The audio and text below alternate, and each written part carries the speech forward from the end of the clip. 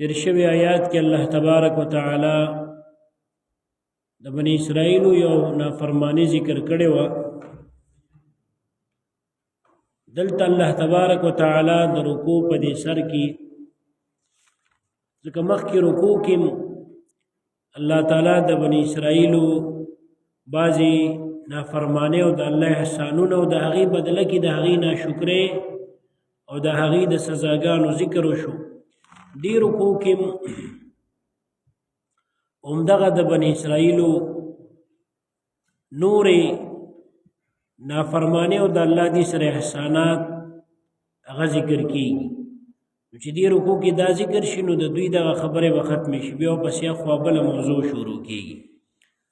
نو په دې آیات کې رکوع په دې سر کې لومبي آیات کې الله تبارک وتعالی چې بنی اسرائیل سره یو احسان کړو چې کله دی په وادي تیه کې قید شوی بیګا د دې وضاحت ما کړو چې الله تعالی دې ته حکم کړو چې jihad د لاړ شي خپل علاقه د کافرونو اخلاص کړي.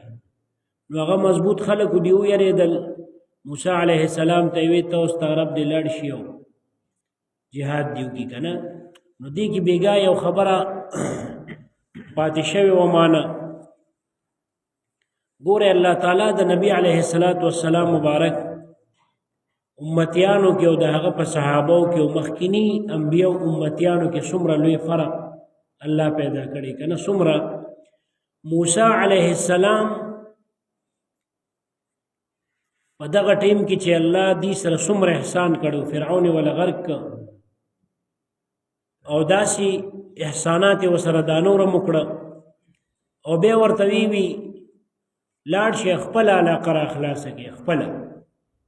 نو هغه وی یره بستو ستارب لاړ شي امونګه بدل تناش. او نبی علیه السلام مبارک چې کله د مدینه منوره ته هجرت وکړه د مکی معظمین او خبر ولا راغی چې د ابو سفیان هغه ټیم کې مسلمان نو د نبی علیہ السلام د لوی دشمنانو نو هغه ټیم کې بیا وروسته مسلمان شوی چې دغه قافله را روانه ده. د الله په حکم دی وتل دی پسې او قافلې کې خودم را فوجیان ني نو بس داسې یو څو تورې ځان سره 15 شپږ واغشتي و 314 کسان ناصافه تیار شو. چې لاړل قافله ته خطا شو، قافلې ولا سوال جواب کړي او ابو جهل وغیرہ ته چې راشه استاسو قافله خطر کې د لخر رو باسي غي د مکی معظمین لخر رو وست. نبی علیه السلام مبارک چې یو ځای ته ورسید د نبی علیه السلام جاسوسانو ولا خبر راوړ چې د سکارو شو چې قافله خو خطا شو غیلا را بدل کړه او مخه ته لخر نږدې دي تاسو لخر ته خوای کیه. نبی علیه السلام دې ځکه اریان شو حالانکه الله وسره مخ کې وعده کړی و چې یو قافله ده یو لخر دې د کافرو دوړو کې به یو تاسو له درکو. نو نبی علیہ السلام دا یقینو چې قافله خطا شو د کافرو دا لخر چې څومره راغلي دی باندې الله موږ له فتح راکړي. خو دلته وسره فکر دا پیدا شو چې د مدینه منورې انصار سره نبی علیہ السلام د خبره نه وکړي. هغه سره دا خبره کړي و چې ما باندې څوک حمله کوي او د بار راځي نو تاسو به زما مرګرتیا کوي. خدا خبره وسره نه وکړي چې تاسو به ما سره د جنگ د پاره د مدینه منورې نه بار موځي. دا خبره وسره نه وکړي. نو نبی علیہ السلام دې سره مشوره وکړه. مشوره وکړه نو مقداد بن عمر رضی الله عنه صحابي ودرید. نبی علیہ السلام به بار بار وی مال مشوره راکې مال مشوره راکې. مهاجرینو صحابو خو بس مونږ ته سره یو جنگي کو بدی سره دې نزو نو واپس. نبی علیہ السلام به بار بار انصار طرف ته وی د مدینه منورې اوسیدونکو انصار چې نبی علیہ السلام چا سره پناه اخیستی و. نو په دې کې مقداد رضی الله عنه پاسې دی د الله رسول کستاسو مقصد مونږ یو چې دا مونږ ته بار بار وې. نو مونږ د موسی علیه السلام د مرګرو شان نیو چې هغه ورته وی jihad نه لاړ شي. نو هغه ورته وی چې یاره تاسو عرب لاړ شي مونږ بدل تنا شي مونږ غسی نه یو بلکې مونږ ته دا و چې د الله رسول ته مخ کې شو مونږ د پسیو کم خواجزي مونږ سره زو دې پوری کته سمندر ته د کوزیدو مونږ ته حکم وکړو مونږ سمندر ته کوشو. تو سوچو که څومره الله تعالی چې نبی علیه السلام مبارک ته لوی شان ورکړو په کل مخلوق کې نو داسې د هغه مرګرو تم داسې او لوی بهادری او مقام ورکړي. بهرحال بیا په دغه کې خودي قید شو، خبره مې بیګا کړې وه وادي تیه کې. نو هلته ما تاسو ته ویلو چې صحرا وه، نه پکې اوبه وې، نه پکې سورې و، نه پکې خوراک و. نو هغه خبرې خو بیګا وشو چې د خوراک دپاره من او سلوا، مړزان او ترنجبین دې ته میلو شو، او د سوري دپاره پې اوریځ به راکوزېدله، خو اوبه نه وي. نو د اوبو باره کې موسی علیه السلام ته ووایي چېرې ته الله ته سوال وکړه چې دا اوبو سره به څه کوو، اوبو نه بغیر خو ګزران نه کېږي. نو موسی علیه السلام خپل قوم دپاره الله نه سوال وکړه چې ربه دې د پوس اوبه پکار دي. الله تعالی ورته وي یو غټ ولته صحرا وه، یو غټ غر شانو، وړوکې غر شانو داسې غټو غټ. الله تعالی ورته دې باندې ګزار وکړه په خپله امسا سره، هغه امسا چې اجدها به ته جوړېدله. نو په هغې ګزار وکړه، بس اوبه به روانې شي. نو ما تاسو ته ویلو چې بني اسرائیل 12 قبیلې وې. نو چې موسی علیه السلام ګزار وکړه، نو د هغې کې په دې کاڼي به دې ګډ باندې چې ګزار وکړو په امسا سره، نو 12 چینې روانې شوې. ځکه 12 قومونه او د هر چا ته خپله خپله چینه حواله کړه. نو بس هغه به دې نه وبسکلې. دا اوس یو ډېره لویه معجزه وه چې د اوچ کاڼي نه د هغه په ګزار د امسا باندې اوبه روانې شوې. خو ګوره هر پیغمبر له چې الله یو معجزه ورکړې وه، د هغې بدله کې الله زمونږ او ستاسو نبي علیه السلام ته هم لویه معجزه ورکړې ده. موسی علیه السلام خو امسا باندې د امسا ګزار یې په هغه ګټ باندې وکړو، هغې سره خو هغې نه اوبه 12 چینې روانې شوې. خو تاسو وینئ چې د الله قدرت دا دی چې کاڼو او ګټو کې چینې روځي، تاسو لیدلي دي. نو عام طور باندې دا د عقل خلاف هم نه، داسې شوي لکه دا ډېره لویه معجزه وه، وړه خبره نه ده، ډېره لویه خبره ده چې بني اسرائیل 6 لکه تعداد او 6 لکه کسان د یو ګټ نه 12 چینې روځي او د هغې نه اوبه څکي او استعمالوي یې مو ټول ضروریات پې پوره کوي. خو الله تبارک وتعالی د دې نه مخکې داسې کړي وو، لکه د ګټو نه ته غرونو کې وینې چینې رواني. خو زمونږ او ستاسو نبی علیه السلام مبارک ته چې الله کومه معجزه ورکړې د دې نه بهتره وه، دا تفسیر قرطبي هم لیکلي. هغه داسې وه چې صحیح بخاري کې حدیث موجود دی. جابر رضی الله عنه مبارک فرمایي وي مونږ نبی علیه السلام مبارک سره چې کله عمرې ته تلو او کافرو بیا ایثار کړو، مکه معظمه د هغوی په قبضه کې وه هغه ټیم کې، او بیا د هغې په نتیجه کې صلح حدیبیه په منځ کې راله. نو یو ټیم کې د مونځ ټیم شو، نبی علیه السلام مبارک سره یو وړوکي لوښي کې اوبه وې، او نبی علیه السلام مبارک چې د چاردام وکړه، نو یې خلکو رامنډې کړي د اوبې ځان له اوچتولې. نو نبی علیه السلام مبارک ورته وویل دا څه کوې، ولې اوبه نشته څه؟ وایي د الله رسول صلی الله علیه وسلم اوبه خو نشته، مونږ سره چې کوم اوبه وي هغه ختمې شوې، نه د څکلو اوبه شته، نه د اودس چاردام شته. نبی علیه السلام مبارک د هغه لوښي نه چاردام کړو، لږې اوبه پکې پاتې وي چې د یو اودس چاردام د یو کس اودس چاردام هم پرې نه کېده. نو نبی علیه السلام مبارک ورته یې زه لوښي راوړی او په هغه لوټه کې یا هغه لوښی چې کوم هغې کې لاس مبارک کېښود.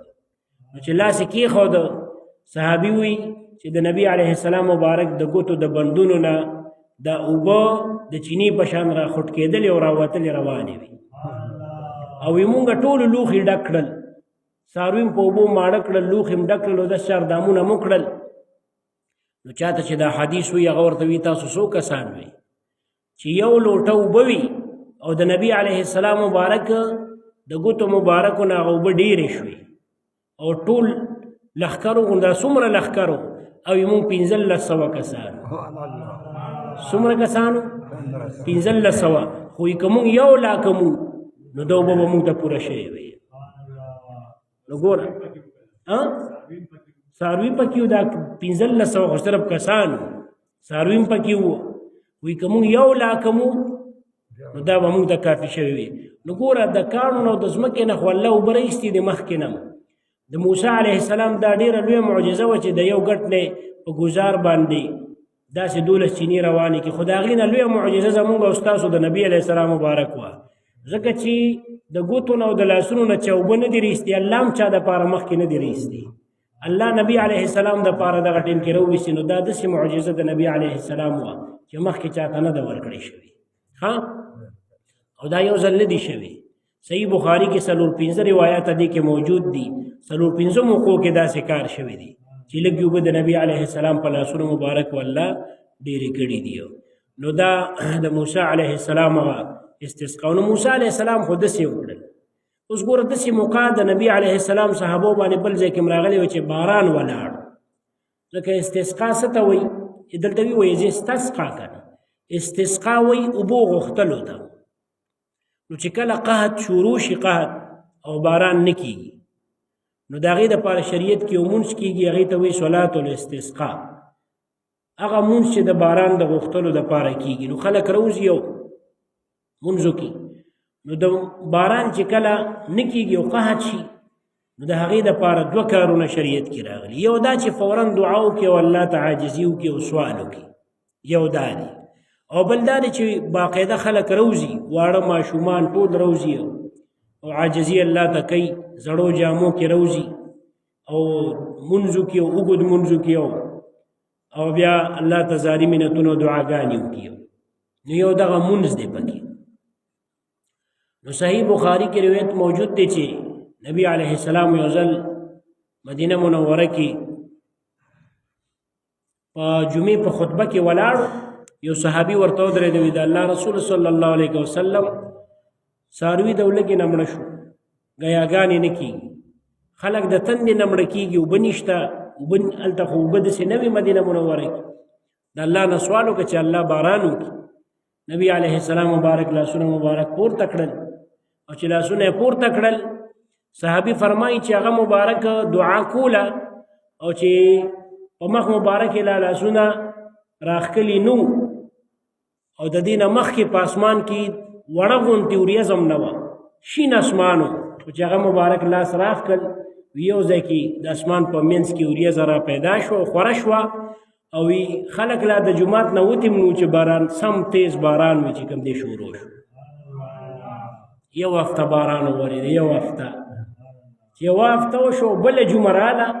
په بله جمعه باندې نبي علیه السلام بیا خطبې ته ولاړ، همغه کس پاڅېده، تېره جمعه چې خبره کړې وه. یا بل کسو روایاتو کې راځي، ورته وی د الله رسول صلی الله علیه وسلم لارې ورانې شوې، ډنډونه ولاړ دي ځای په ځای، او بارانونه دي، کورونه د خلکو را پریوځي.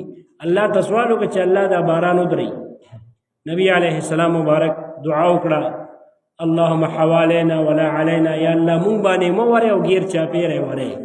که داسې ویلو چې مې ورئ نو په ټوله دنیا به نه ورېده، وایي په مونږ یې نه ورېده، په مونږ یې مه ورئ. او بیا به یې داسې اشاره وکړه مبارک په دې ګوته باندې دې وریځې ته، نو چې یو کم طرف ته به اشاره کړو، وریځ به د هغه ځای نه ختمېدله او مکمل وي. دا مدینه منوره په شان د تاج ښکارېده، غیر چاپېره وریځې و، مدینه منوره باندې اسمان شین و.